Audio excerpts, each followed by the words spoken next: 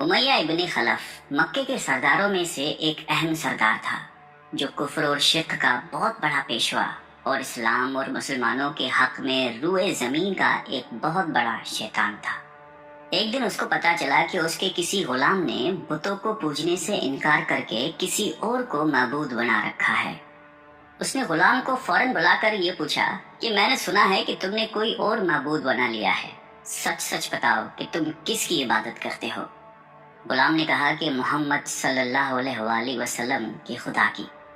उमैया गुस्से से लाल पीला हो गया और कहने लगा कि मोहम्मद की खुदा की परस्तिश करने का ये मतलब हुआ कि तुम हमारे मुकद्दस बुतों के दुश्मन बन गए हो। सीधी तरह राह पे आ जाओ, वरना जिल्लत के साथ मारे जाओगे। मैं ये हरगिज बर्दाश्त नहीं कर सकता हूँ कि तुम बुतों की पूजा करने वाले के गुलाम रहकर मोहम्मद के खुदा की परस्तिश करो। वो गुलाम जो तौहीद का सच्चे दिल से शहदाई हो चुका था, उसने बेधड़क उमैया को जवाब दिया कि मेरे जिस्म पर तो तुम्हारा जोर चल सकता है, लेकिन मैं अपना दिल और अपनी जान मोहम्मद सल्लल्लाहु अलैहि वसल्लम और उसके खुदा के पास रख चुका हूँ। अब अल्लाह की इबादत ही मेरी जिंदगी का मकसद है और तुम्हारे खुद से बनाए हुए बुतों को पूजना मेरे बस की बात नहीं है। ये जवाब सुनकर उमैया बिन खलफ गैज़ व गज़ब से दीवाना हो गया। एक गुलाम ने उसे बेधड़क जवाब दे दिया था। उसने कड़क कर कहा कि अच्छा, तो फिर अपनी बेदीनी का मजा चख, देखूंगा मैं कि मोहम्मद और उसका खुदा तुझे कैसे बचाते हैं। उमैया के तशद्दुद शुरू हो गए। मक्का की जमीन गर्मी के सबब बड़ी मशहूर थी। उमैया अपने गुलाम को दोपहर की तपती धूप में जमीन पर लिटाकर सीने पर भारी पत्थर रख देता था कि वो करवट ना ले सके। फिर कहता था कि मोहम्मद के दीन से बाज आ जाओ, लेकिन इस जुल्म के बावजूद भी उस गुलाम के मुंह से सिवाय अहद के कुछ नहीं निकलता था। उमैया मजीद गजबनाक होकर अजियतें मजीद बढ़ाता जाता। एक मर्तबा तो उमैया ने उस जुल्म की इंतहा कर दी। पूरा एक दिन और पूरी एक रात गुलाम को भूखा प्यासा रखा और तपती हुई रेत पर लेटाकर उसे तड़पने का तमाशा देख रहा था। उसकी ये कोशिश भी गुलाम को हक से न हटा सकी। आखिर थक हार कर उमैया ने मक्के के बदमाश लड़कों को बुलाया और उनसे कहा कि इस गुलाम को इतनी अजियतें दो कि ये मोहम्मद और उसके खुदा का नाम लेना भूल जाए। ये लड़के उमैया की खुशी हासिल करने के लिए उस बेबस गुलाम को बुरी तरह मारते पीटते थे। जिस्म के कपड़े उतरवा कर लोहे की चादरें पहनाकर तपती धूप में खड़ा कर देते थे, लेकिन गुलाम की जबान से अहद के सिवा कुछ नहीं निकलता था।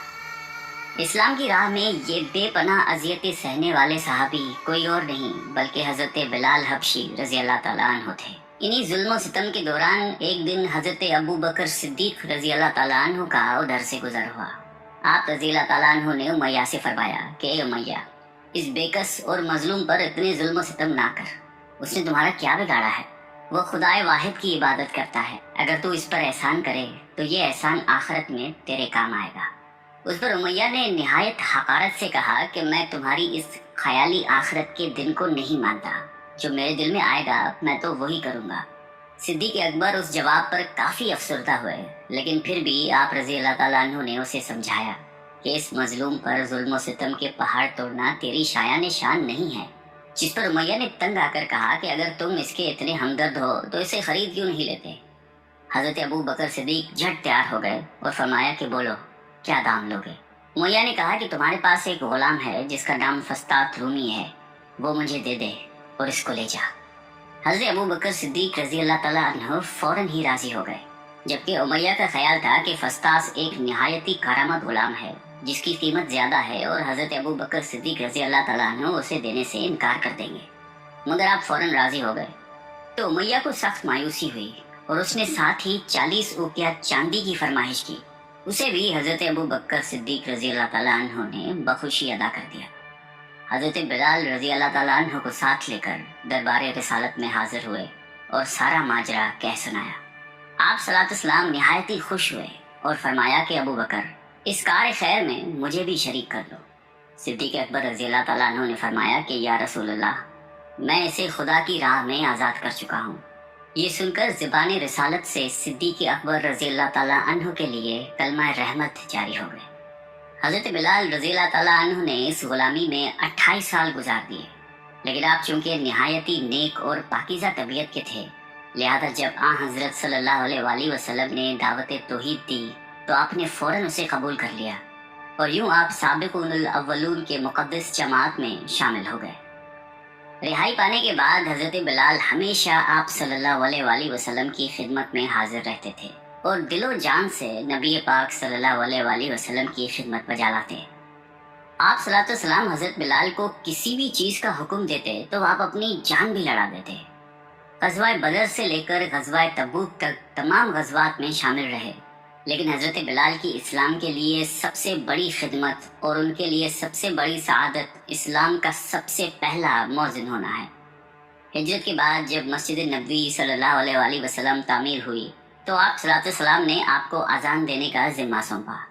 آپ کی آواز نہایتی دل نشیں تھی اور اس میں ایک ایسی تاثیر تھی کہ اذان کی آواز سن کر لوگ سب کام چھوڑ چھاڑ کر مسجد کی طرف دوڑتے۔ 8 ہجری میں جب مکہ فتح ہوا تو کعبے کو بتوں سے پاک کرنے کے بعد آپ صلی اللہ علیہ وسلم نے حضرت بلال سے فرمایا کہ اے بلال، کعبے کی چھت پر کھڑے ہو کر اذان دو۔ اور یہ مبارک سلسلہ حضور صلی اللہ علیہ وسلم کی حیات مبارکہ تک اسی محبت اور عقیدت کے ساتھ جاری رہا۔ لیکن 11 ہجری میں جب آپ صلی اللہ علیہ وسلم نے سفر آخرت اختیار کر لیا تو اس عاشق رسول صلی اللہ علیہ وسلم پر غم کا پہاڑ ٹوٹ پڑا اور مدینے میں رہنا اب آپ کے لیے دشوار ہو گیا۔ آپ کو ہر وقت پیارے نبی صلی اللہ علیہ وسلم کی یاد ستاتی رہتی تھی۔ آپ صلی اللہ علیہ وسلم سے آپ نے سنا ہوا تھا کہ مومن کے لیے سب سے افضل عمل جہاد فی سبیل اللہ ہے، لہذا آپ رضی اللہ تعالیٰ عنہ خلیفہ اول حضرت ابو بکر صدیق کی خدمت میں حاضر ہوئے اور جہاد پر جانے کی اجازت طلب کی۔ لیکن حضرت ابو بکر صدیق رضی اللہ تعالیٰ عنہ نے آپ کو خدا کا واسطہ دے کر کہا کہ مجھے اس بڑھاپے میں تنہا چھوڑ کر مت جاؤ۔ تو حضرت بلال نے اس شرط پر ابو بکر صدیق رضی اللہ تعالیٰ عنہ کی بات مان لی کہ اب وہ رسول اللہ کے بعد کسی کے لیے اذان نہیں دیں گے۔ حضرت ابو بکر صدیق رضی اللہ تعالیٰ عنہ نے ان کی یہ بات مان لی، لیکن آپ کے دور خلافت کے بعد خلیفہ دوم حضرت فاروق اعظم رضی اللہ تعالیٰ عنہ کے دور میں بھی جب بیت المقدس کی تسخیر کے لیے شام جانا پڑا تو وہاں عیسائیوں سے صلح نامہ طے پانے کے بعد حضرت عمر فاروق رضی اللہ تعالیٰ عنہ نے ایک خطبہ دیا اور حضرت بلال سے درخواست کی کہ آج جبکہ قبلہ اول پر توحید کا پرچم لہرا دیا ہے تو اس باعظمت موقع پر اگر آپ اذان دیں تو ہم آپ کے مشکور رہیں گے۔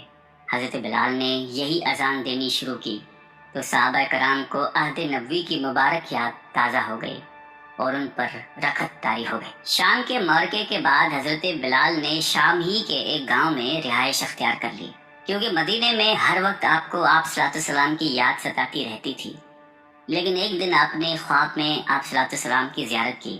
آپ ان سے فرما رہے تھے کہ اے بلال، کیا ابھی وقت نہیں آیا کہ تم ہماری زیارت کے لیے آؤ؟